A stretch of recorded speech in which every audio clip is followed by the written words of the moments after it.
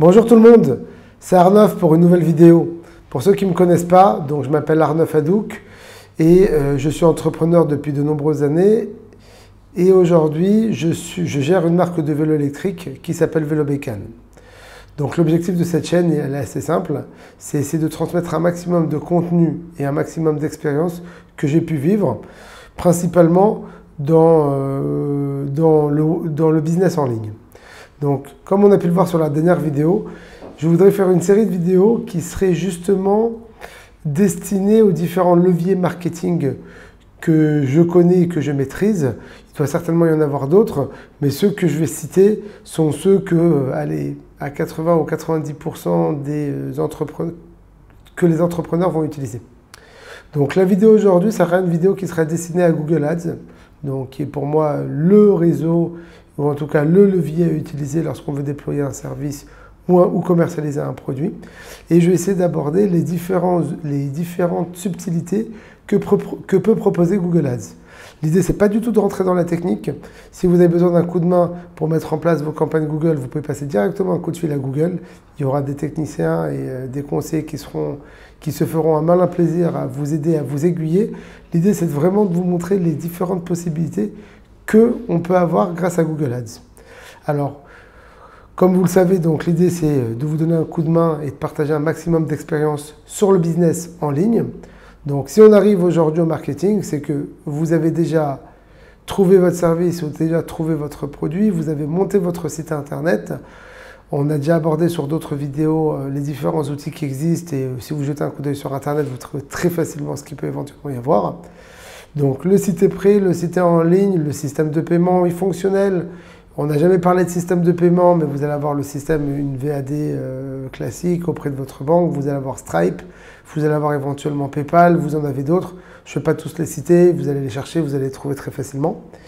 Et donc aujourd'hui, l'objectif, c'est justement de savoir qu'est-ce que Google permet de faire et qu'est-ce que Google Ads permet de faire.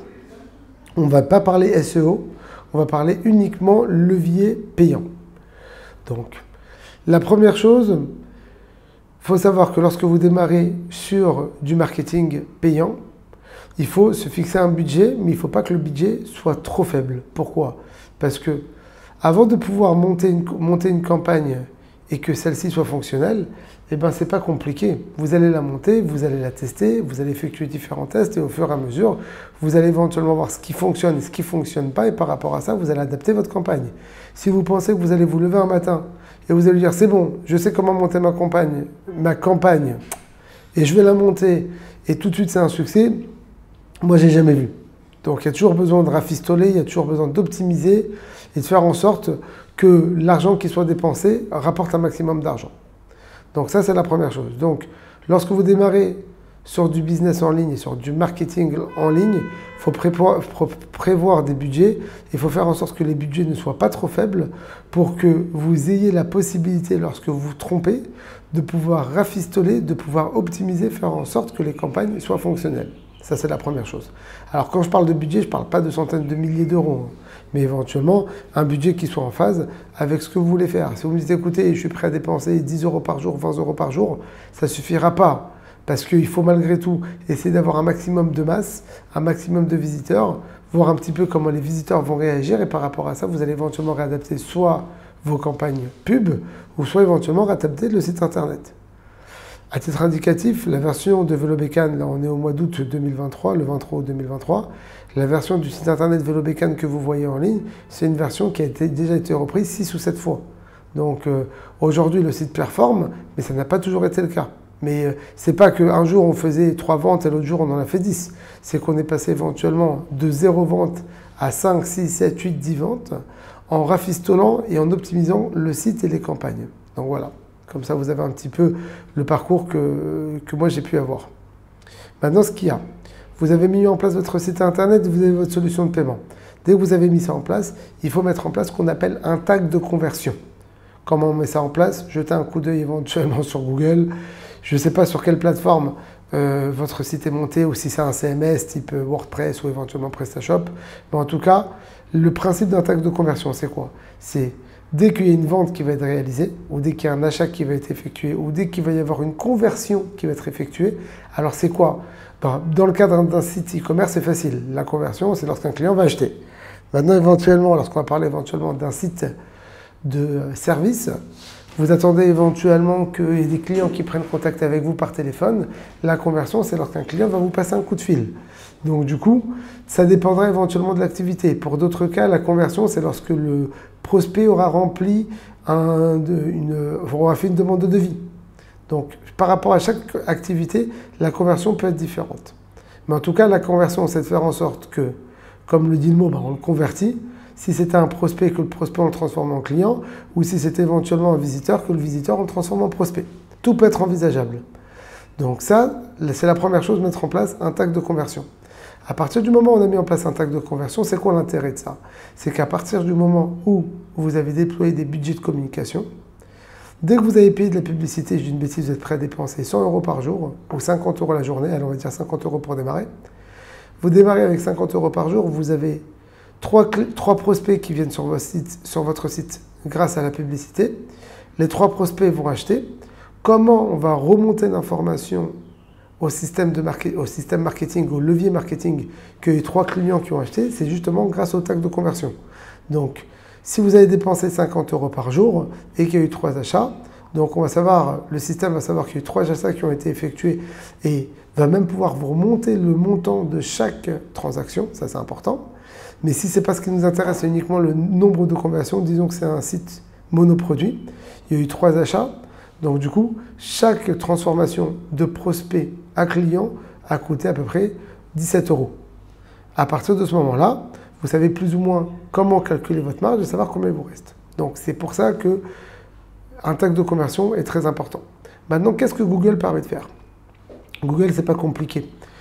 On a dans Google Ads, on a différentes possibilités de publicité. Je vais essayer de citer ceux que moi je connais et que je maîtrise. Il doit certainement y en avoir d'autres, mais en tout cas que je ne connais pas parce que je n'utilise pas. Donc, la première chose, vous avez ce qu'on appelle le réseau de recherche. Lorsque vous allez sur google.fr, vous tapez ce que vous voulez, t-shirt blanc, j'ai une bêtise, il y a des t-shirts qui vont apparaître. Il y aura différentes choses. Vous allez avoir en haut ce qu'on appelle Google Shopping. Vous allez avoir différents produits qui vont apparaître avec le tarif et éventuellement les avis concernant ce produit-là. C'est ce qu'on appelle Google Shopping. Donc le principe de Google Shopping, c'est quoi? C'est vous n'avez pas besoin d'entrer sur un site internet pour voir qu'est-ce que le site peut proposer. Vous avez directement les produits qui apparaissent avec le tarif et éventuellement le nom du fournisseur. Et à partir du moment où vous avez tout ça, vous pouvez directement cliquer sur la photo, vous avez les avis qui apparaissent tout de suite, et cliquer sur la photo pour tomber directement sur le site et sur la fiche produit du site. Ça, c'est ce qu'on appelle Google Shopping. Pour accéder à Google Shopping, on ne peut proposer sur Google Shopping que des produits. Donc, les personnes qui proposent des services, Google Shopping ne répondra pas à ce dont vous avez besoin. Mais il y a d'autres possibilités. Donc ça, d'abord, c'est Google Shopping. Google Shopping, comment on y accède? On accède via une plateforme qui s'appelle... mince. Je vais dire ça tout de suite, 2014, mon ordi, j'ai tapé Merchant Center.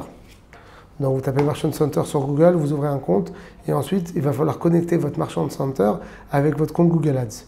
Comment on fait ça? Je ne vais pas rentrer dans les détails, c'est assez intuitif et si vous n'arrivez pas, vous avez le numéro de Google en bas de Google. Dès que vous vous connectez à Google Ads, en bas, vous pouvez faire une demande d'aide et ils seront un malin plaisir de vous aider parce que s'ils vous aident, ils encaissent. Donc ils ont tout intérêt à vous aider. Donc ça, c'est la première chose. Maintenant, ce qu'on a toujours connu et ce qu'on a toujours utilisé, c'est le réseau de recherche. Vous allez sur Google, vous tapez t-shirt blanc, et bien vous allez non pas avoir des photos, ou en tout cas en plus des photos avec des t-shirts blancs qui vont apparaître, vous allez avoir des sites qui vont apparaître et au-dessus des sites il y aura écrit sponsorisé, sponsorisé, sponsorisé. Donc en gros c'est quoi? C'est des sites qui ont payé et qui ont acheté ce mot-clé pour faire en sorte d'apparaître à chaque fois que vous tapez ce mot-clé-là.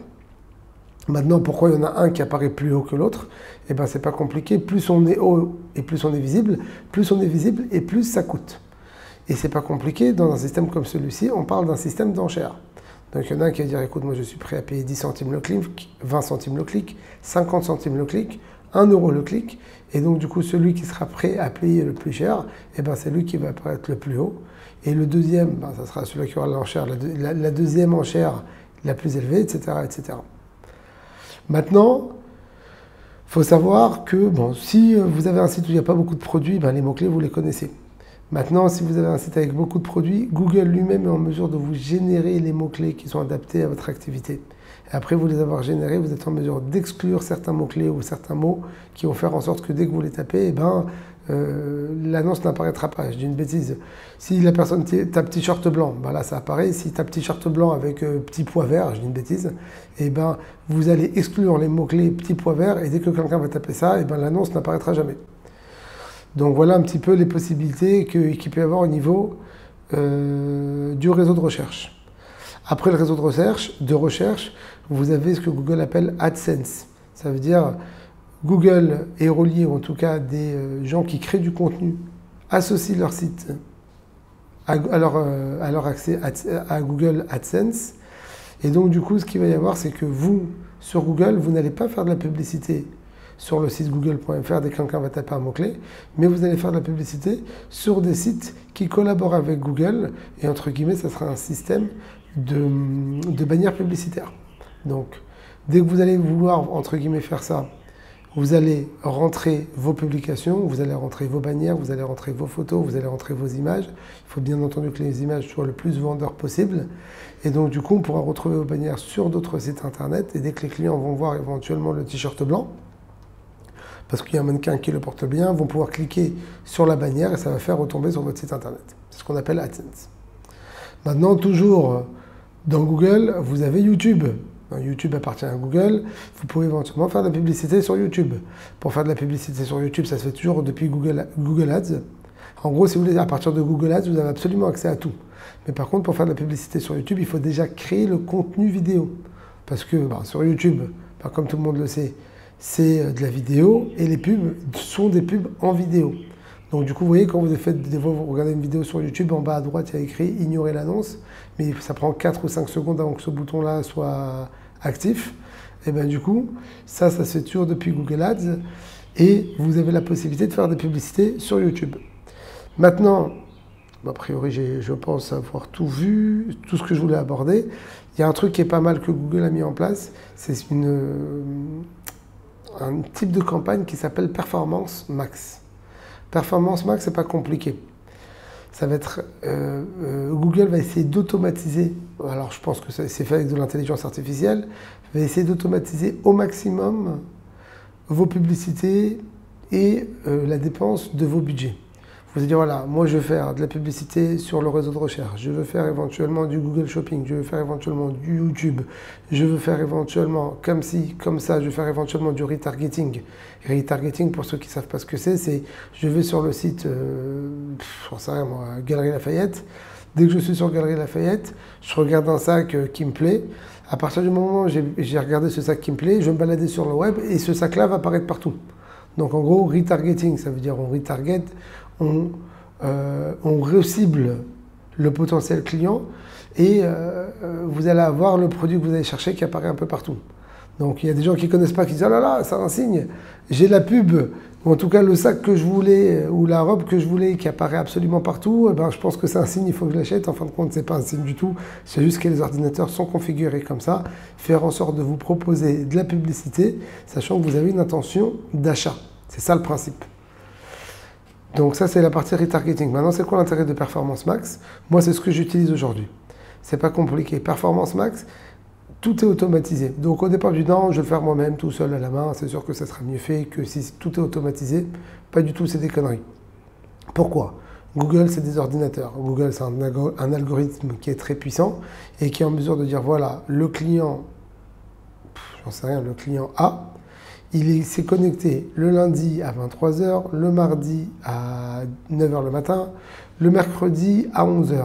Et ça, lui, il le détecte. Et il voit tout ça. Et c'est exactement comment ce potentiel prospect s'est présenté, s'est connecté, aux horaires auxquels il s'est connecté. Il arrive, entre guillemets, à part ça, à définir ses historiques de recherche. Il faut comprendre que lorsqu'on est sur le web, en vrai, on est complètement fliqué. Donc Google, c'est absolument tout ce que vous faites. Donc, je ne pourrais pas vous dire jusqu'à quel niveau, parce que je ne travaille pas chez eux. Mais en tout cas, Google est en mesure de vous suivre partout.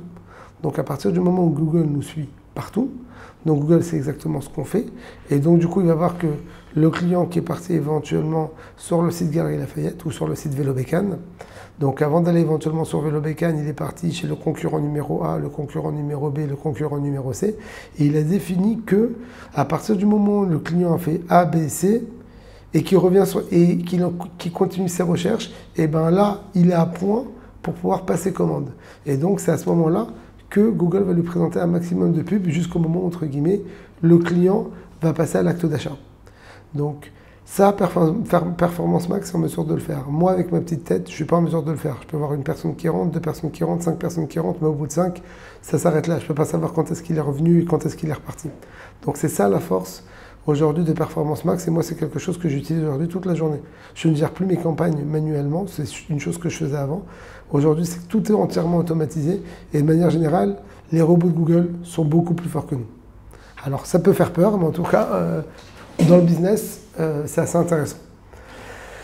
Maintenant, à partir du moment où, comme on l'a vu au début de la vidéo, on a mis en place un tag de conversion, donc on sait combien de clients on a apporté et combien chaque client a pu dépenser sur le site internet.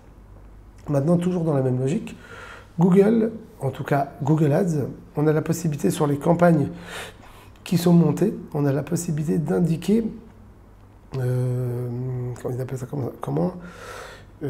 comment on va gérer la conversion. Donc il y a 2 moyens sur Google, en tout cas il y a 2 options qui sont proposées. La première, un maximum de conversion.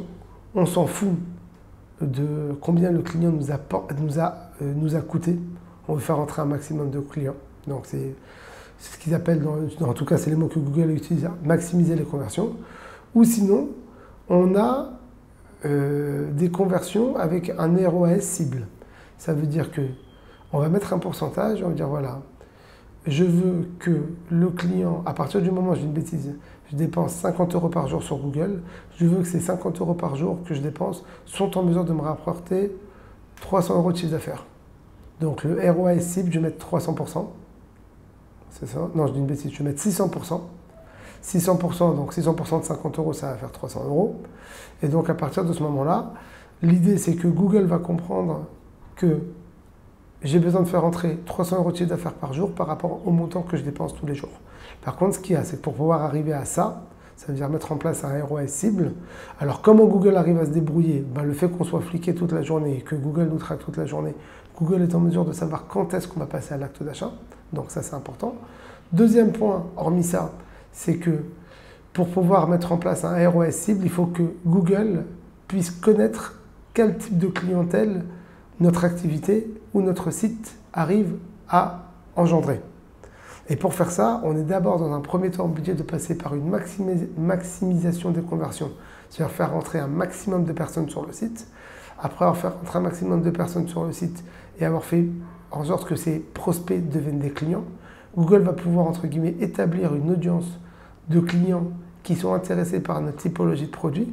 Et donc, à partir du moment où Google a appris ça, et c'est là que ça devient intéressant avec l'intelligence artificielle, donc à partir du moment où Google a pu connaître et comprendre quel type d'audience est intéressée par nos produits, et bien on va pouvoir mettre en place des ROAS cibles et donc pouvoir dire à Google, voilà Google, aujourd'hui je dépense tant, ou en tout cas j'avais prévu mon budget com il est de temps, à partir du moment où le budget com est de temps, débrouille-toi et fais en sorte qu'il me rapporte le montant que j'ai demandé. Donc voilà aujourd'hui comment fonctionne Google Ads. Alors pour toutes les particularités techniques, comment, pourquoi, comment je mets ça en place, est-ce que c'est facile ou est-ce que c'est compliqué? Facile, alors je ne vais pas dire que c'est évident, je ne vais pas dire que c'est à la portée de tout le monde, mais quelqu'un qui se concentre, il est en mesure de pouvoir monter ses campagnes tout seul. Ça c'est le premier point. Deuxième point, chez Google, vous avez des gens, à partir du moment où vous créez votre compte Google Ads, vous avez des gens qui peuvent vous donner un coup de main pour monter correctement vos campagnes et vous accompagner tous les 3, 4, 5, 6 mois. Si je ne dis pas de bêtises, tous les 6 mois, votre conseiller change ou tous les 3 mois, le conseiller change, je ne sais plus. Je crois que c'est tous les 6 mois. Et donc, à partir du moment où vous avez mis ça en place, quand c'est monté correctement, à partir du moment où c'est monté, on repasse dessus une fois, on repasse dessus 2 fois, on repasse dessus 3, 4, 5 fois, jusqu'au moment où on a des campagnes qui performent. À partir du moment où on a des campagnes qui performent, et entre guillemets, la seule chose qui va pouvoir nous permettre de faire encore plus de business, c'est les budgets com qu'on sera en mesure de dépenser. Je dis une bêtise. Si demain, je mets 100 € en budget com et les 100 € me rapportent 300 €, la logique voudrait que lorsque je mets 200 €, les 200 € rapportent 600 €. Alors ça, c'est ce que tout le monde pense. Au réel, c'est pas réellement ça. Donc, lorsqu'on met 100 € et que ça rapporte 300 €, je l'ai testé. Si je mets 200 €, ça ne va pas rapporter 600. Ça peut éventuellement rapporter 400, 500, 800, 900, 1000. Donc vraiment, tout dépend de la typologie de produit ou de la typologie de service qu'on peut vendre et qu'on propose. Mais en tout cas, à mes yeux aujourd'hui, Google est le levier le plus puissant sur le web. Et l'avantage majeur de Google, c'est surtout qu'il nous permet de targeter une clientèle qui est chaude. C'est quoi une clientèle qui est chaude? On a vu ça sur la dernière vidéo. Une clientèle qui est chaude, c'est un gars qui a fait un effort de recherche. Il cherche un t-shirt blanc et donc du coup, il cherche un t-shirt blanc, on lui propose des t-shirts blancs. Par contre, lorsque vous allez éventuellement sur d'autres plateformes, vous ne cherchez absolument rien, vous vous baladez et à ce moment-là, on va vous proposer un t-shirt blanc, mais vous ne l'avez pas cherché.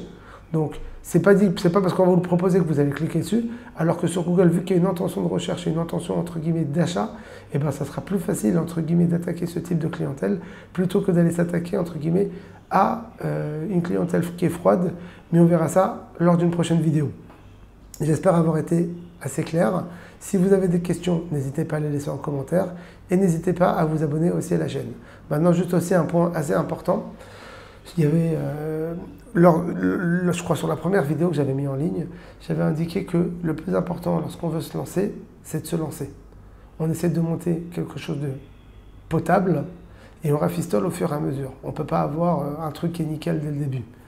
Et si vous jetez un coup d'œil sur les vidéos que j'ai pu mettre en ligne, là c'est la 5e si je ne dis pas de bêtises, ouais c'est la 5e, vous allez voir qu'au fur et à mesure que les vidéos sont postées, et ben, au fur et à mesure j'essaie de retravailler les vidéos de telle manière à ce qu'elles soient le plus sympa possible et avec les meilleures transitions possibles, avec le plus de miniatures possible, avec des logos, etc., etc. Donc les conseils que je donne, ce n'est pas uniquement des conseils que je donne, c'est aussi des conseils que j'applique.